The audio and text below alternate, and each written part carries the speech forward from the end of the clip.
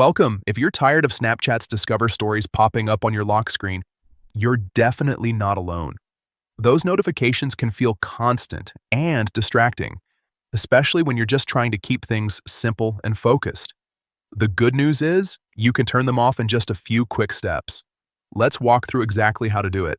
First, grab your phone and open your settings. This is where all your device controls live, and it's the starting point for managing app notifications. Once you're in Settings, scroll down until you find Apps, then tap on it. This section shows you all the apps installed on your phone. Next, scroll through the list and tap on Snapchat. This will open the app's specific settings where you can control permissions and notifications. Now, tap on Notifications. Here, you'll see all the different types of alerts Snapchat can send you. From there, look for notification categories and tap on it. This section breaks down notifications into more specific types, giving you better control. Now find Stories in Discover and tap on it. This is the exact category responsible for those Discover story alerts.